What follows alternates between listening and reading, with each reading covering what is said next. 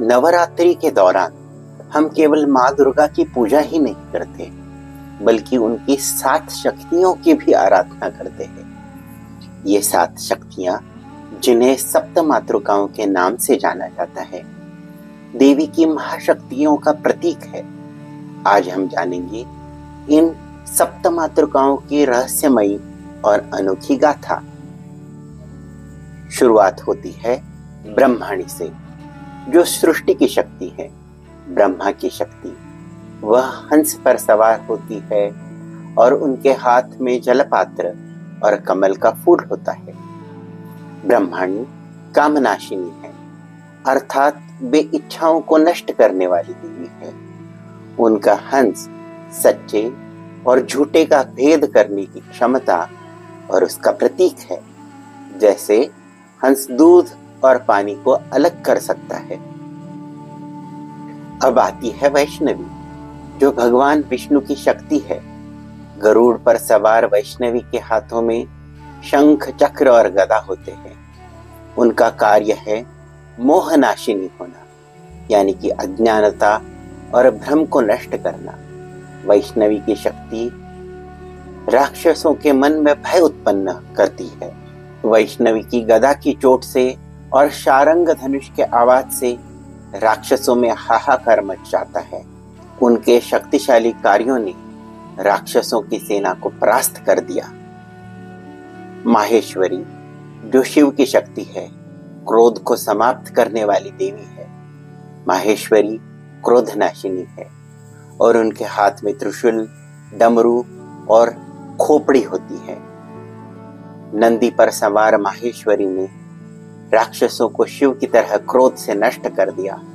उनकी शक्ति ने राक्षसों को शांत कर दिया और सभी नकारात्मकताओं को नष्ट कर दिया।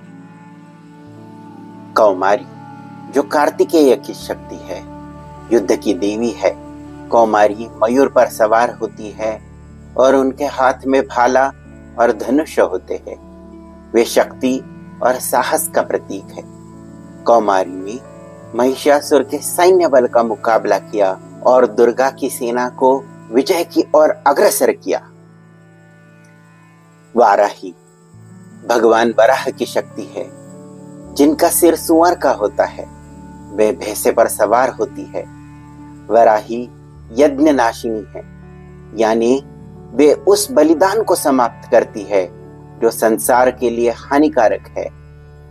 उनके हाथ में हल और गदा होती है और उन्होंने दुर्गा को अपनी प्रचंड शक्ति से मदद की थी।